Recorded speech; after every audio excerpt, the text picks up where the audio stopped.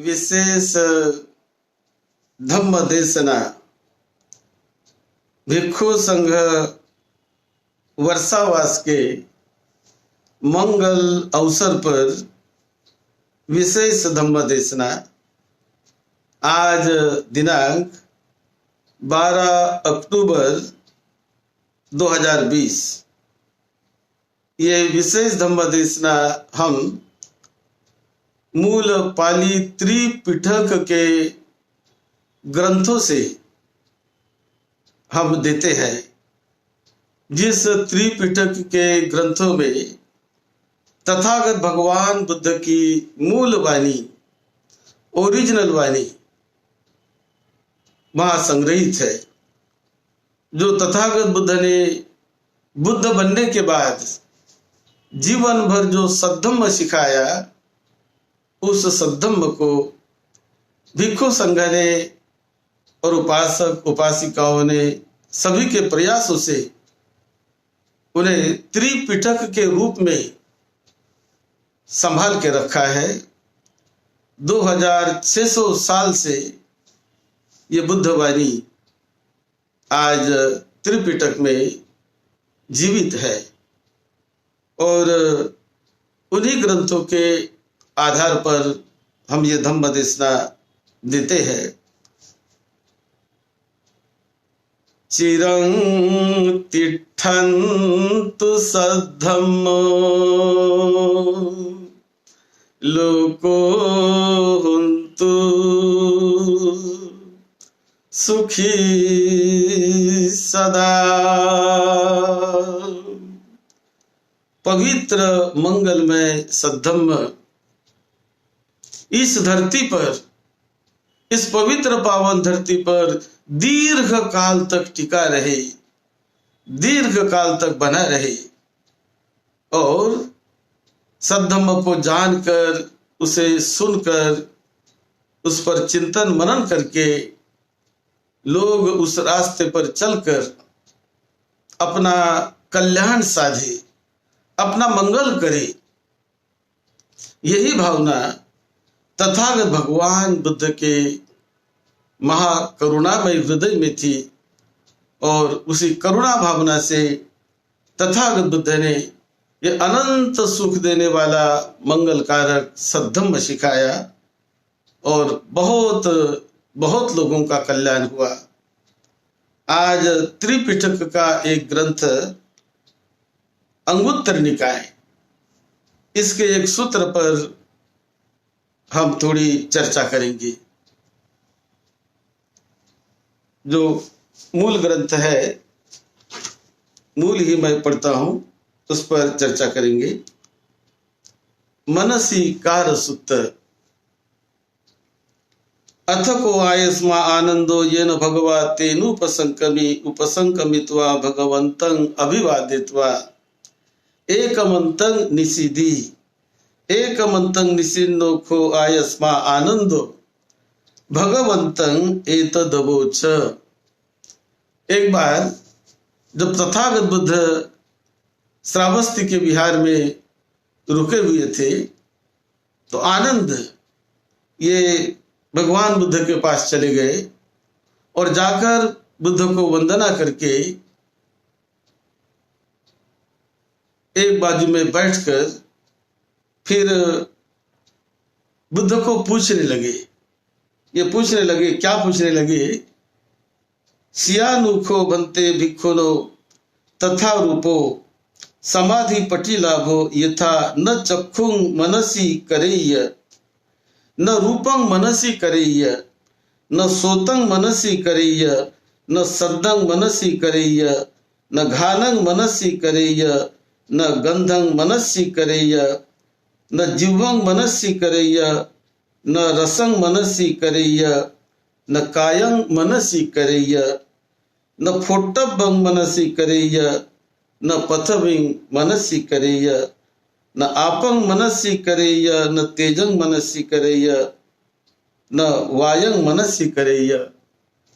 तो इस प्रकार बुद्ध को आनंद पूछ रहे कि बनते समाधि में ध्यान भावना की अवस्था में ऐसी जो अवस्था है क्या कि जहां साधक, जहां भिक्षु वो विहार करता है, जो साक्षात्कार करता है कि चक्षु और रूप ये दोनों होने के बावजूद भी वो चक्षु और रूप से अलिप्त रहता है, वो उससे बाहर निकल जाता है।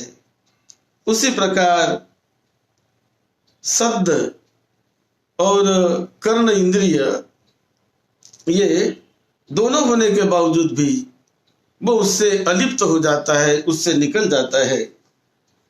नासिका और गंध ये जो इंद्रिय है, नासिका इंद्रिय, उससे आने वाली गंध, सुगंध या दुर्गंध, तो ये होते हुए भी वो भिक्षु उनसे निकल जाता है, अलिप्त हो जाता है। उसी प्रकार जिह्वा और रस, जिह्वा और रस यानी जो स्वाद, किसी पदार्थ का, वस्तु का जो हमें स्वाद, तो उनसे क्या अलिप्त रहने वाली अवस्था है क्या? उसी प्रकार कायं यह शरीर और शरीर से होने वाला स्पर्श, उन स्पर्श से और शरीर से भी विमुक्त अवस्था। उसी प्रकार ये जो पृथ्वी है, पृथ्वी, ये पृथ्वी पर रहते हुए भी उस पृथ्वी को वो उससे अलिप्त हो जाता है, ऐसी अवस्था है क्या? आपो तेजो वायु आकाशानंद चेतन, ऐसी जो ये वास्तविकता है, इनसे अलिप्त कैसे हुआ जा सकता है? वहां रहकर भी इससे अलिप्त होने का ऐसा रास्ता है क्या? ऐसा कोई मार्ग है क्या कि इससे अलिप्त हुआ जा सकता है क्या? ऐसे तथागत बुद्ध को आनंद प्रश्न पूछते हैं कि विज्ञानंचायतन आकिंचन्यायतन नैव संज्ञाना ना संज्ञायतन मनसि करेय इधर लोकं मनसि करेय न परलोकं मनसि करेय। इस लोक से, परलोक से भी और ये सारे विषय उनसे भी वो मुक्त हो जाता है, ऐसी अवस्था है क्या? तंपी न मनसी करेय मनसी च पन करे जाती। तो इस प्रकार का जो प्रश्न तथागत बुद्ध को आनंद ने पूछा, और तब तथागत बुद्ध उत्तर देते हैं, सिया आनंद भिक्खुनो तथा रूपो समाधि पठी लाभो यथा न चक्षुंग मनसी करेय न रूपंग मनसी करेय न सोतंग मनसी करेय न सद्दंग मनसी करेय। तो बुद्ध कहते कि हाँ, आनंद, ऐसी अवस्था है ध्यान की, ऐसा साक्षात्कार किया जा सकता है कि जब कोई साधक समाधि में प्रतिष्ठित हो जाता है, ध्यान में प्रतिष्ठित हो जाता है, तो ये प्रतिष्ठित होने के बाद, समाहित हो जाने के बाद ऐसी अवस्था में वो पहुंच जाता है कि जहां चक्षु है, वस्तु भी है, रूप भी है, लेकिन उनका उस पर कोई असर नहीं होता, वो उससे विमुक्त अवस्था में जीने जैसा रहता है। उसी प्रकार कर्ण इंद्रिय है, शब्द भी है, शब्द भी हम सुनते हैं, कान भी है, लेकिन फिर भी उसके आसक्ति से, उसके प्रभाव से, उसके असर से चित्त निकल जाता है, दूर हो जाता है। नासिका भी है, गंध भी है, उसी प्रकार जिह्वा भी है, रस भी है, काया भी है, स्पर्श भी है, ये भी होता है, लेकिन फिर भी वो साधक उन सब से नितांत निर्मल विमुक्त अवस्था में पहुंच जाता है। पृथ्वी है यानी पृथ्वी है, उसी प्रकार जल धातु है, वायु धातु है, अग्नि धातु है, और आकाशानंचायतन विज्ञानंचायतन, आकाश का अस्तित्व है, विज्ञान का अस्तित्व है, आकिंचन्यायतन नेव संज्ञाना संज्ञायतन, ये सारे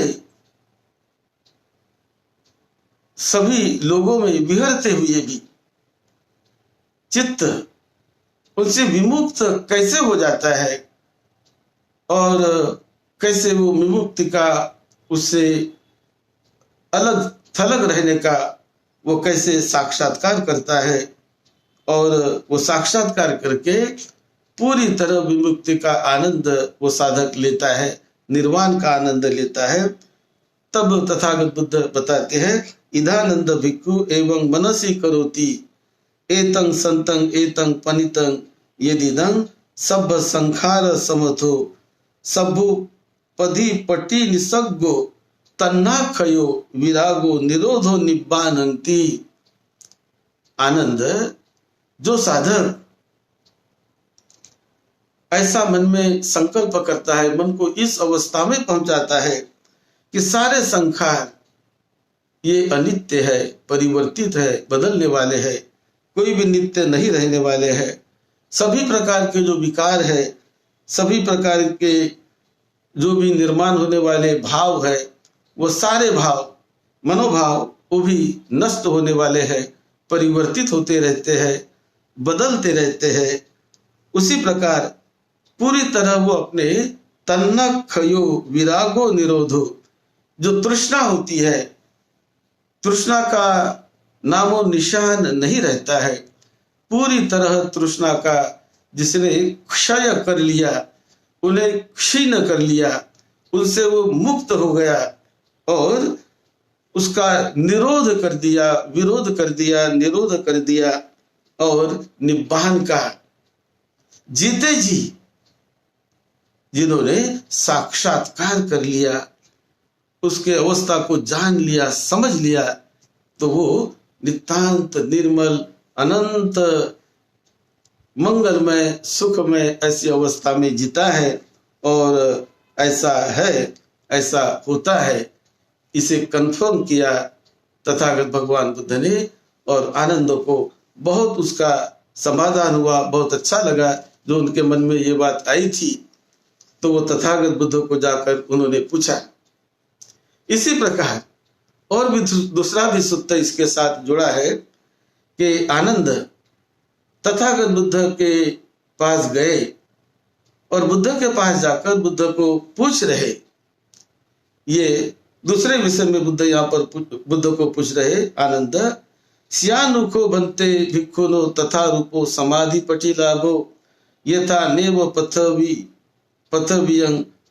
पथवी संय अस्य न आपस्मि आपो संय अस्य न तेजस्मि तेजो संय अस्य न वायस्मि वायो संय अस्य न आकाशानंचा यतने आकाशानंचा यतन संय अस्य न विज्ञानंचा यतने विज्ञानंचा यतन संय अस्य न आकिंचन्या यतने आकिंचन्या यतन संय अस्य न नेव संज्ञा न संज्ञा यतने नेव संज्ञा न संज्ञा यतन संज्ञे अस्य न इधलोके न इधलोक संज्ञे अस्य न परलोके न परलोक संज्ञे अस्य यम पिदं दिठं सुतं मुक्तं विज्ञातं पत्तं तत्रापि तसंज्ञे अस्य संज्ञेपन अस्ति।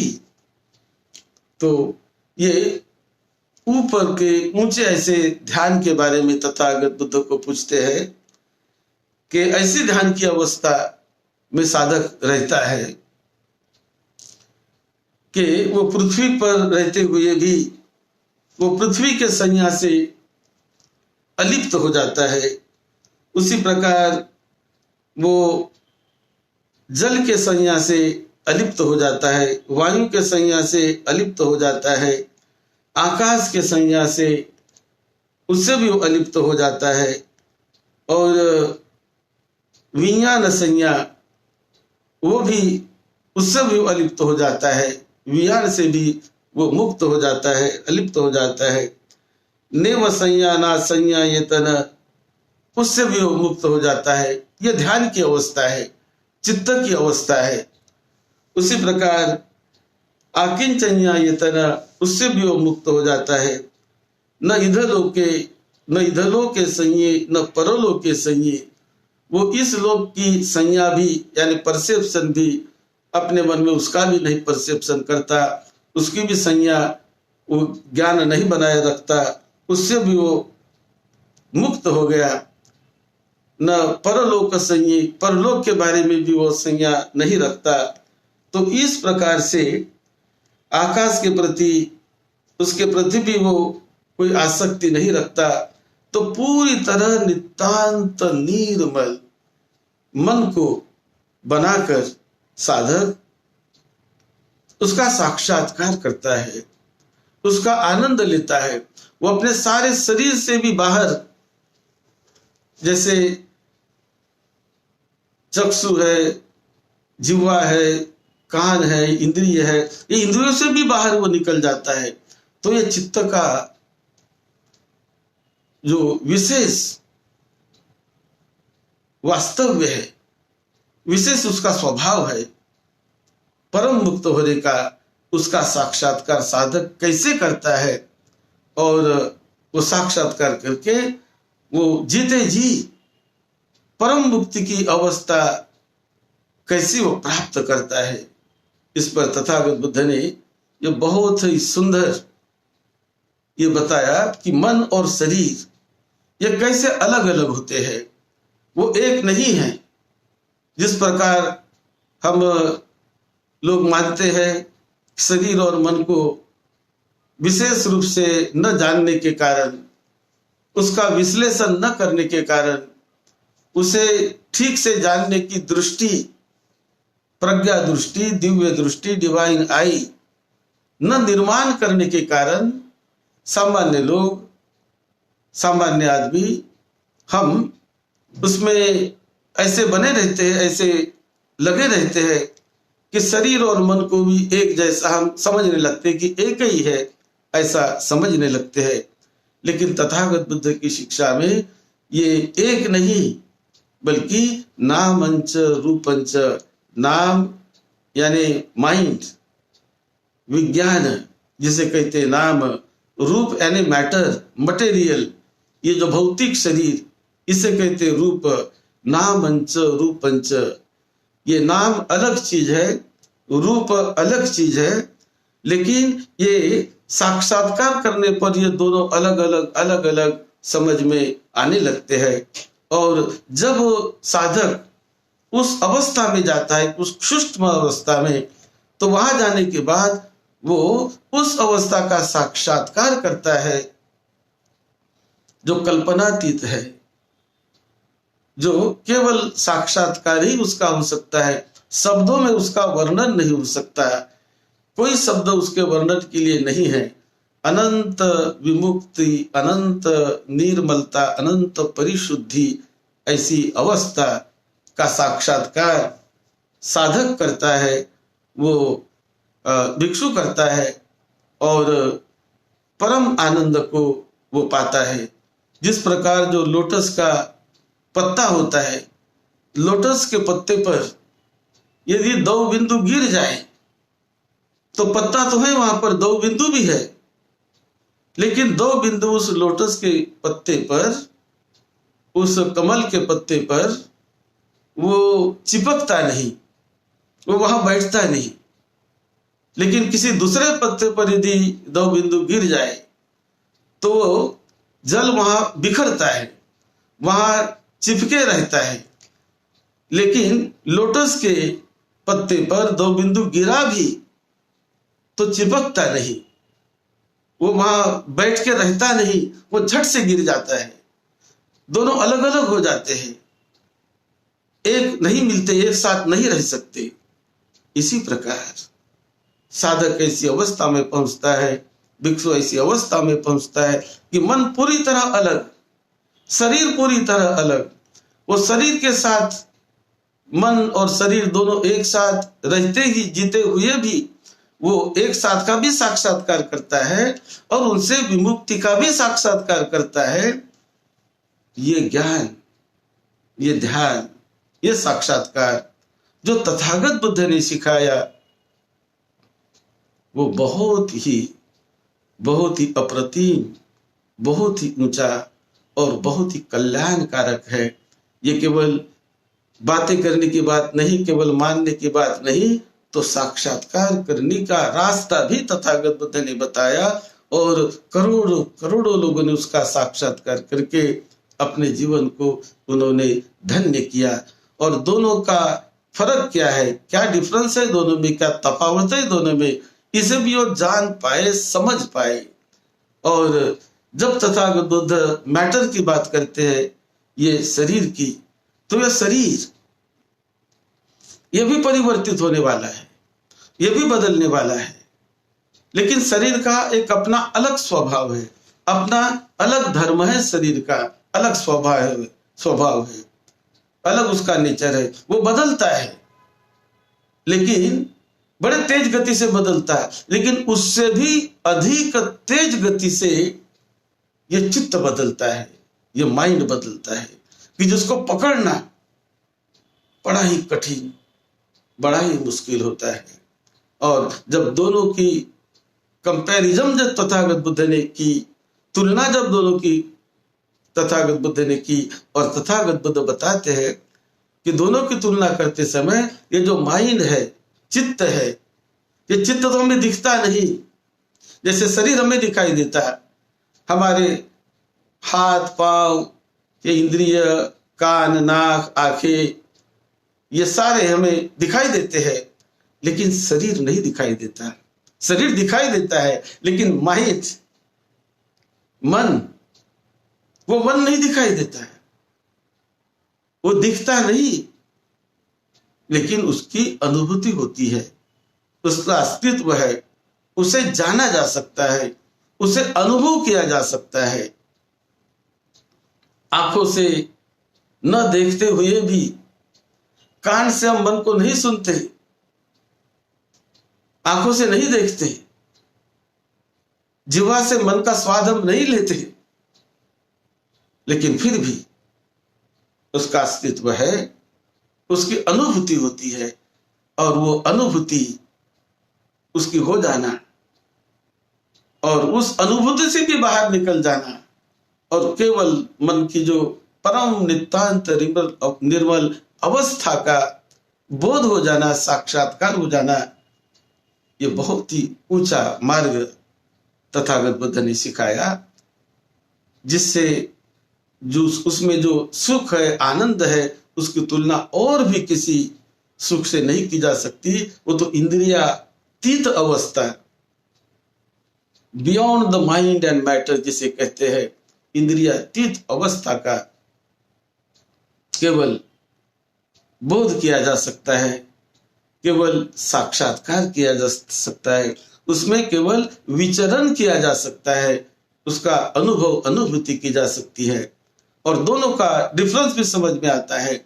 जैसे कि ये जो हमारा मैटर शरीर, ये शरीर का जो अणुपरमाणु, वो 7 सहस्त्र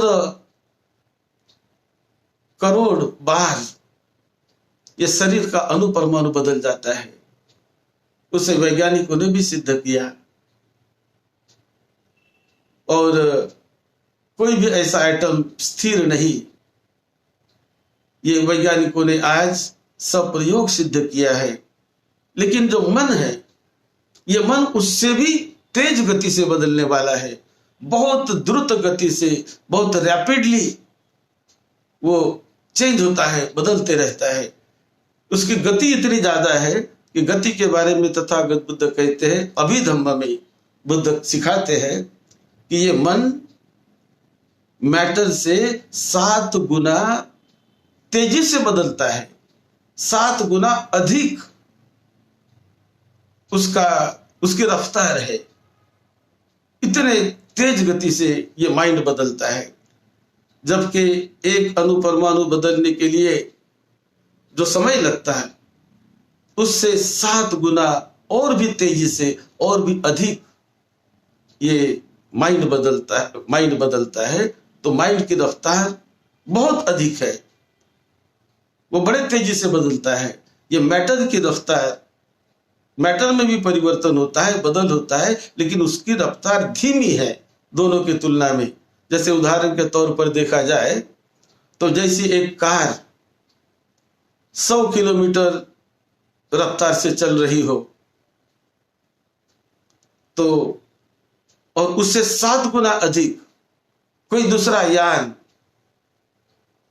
700 किलोमीटर की रफ्तार से चलता हो और ये चल रही 100 किलोमीटर रफ्तार से, अब दोनों चल ही रहे लेकिन दोनों की गति एक जैसी रही, अलग अलग गति है।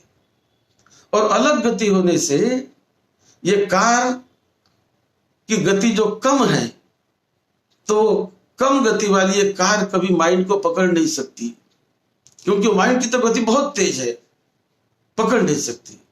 लेकिन माइंड चाहे तो कार को पकड़ सकता है, क्योंकि कार की गति धीमी है, वो तो 100 किलोमीटर तेजी से चल रही, 100 किलोमीटर की रफ्तार से। और जो माइंड की जो गति है वो तो 700 किलोमीटर रफ्तार से।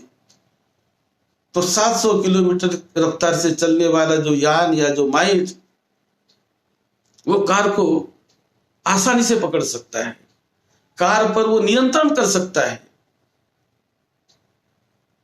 उसको जैसा चाहे वैसा घुमा सकता है।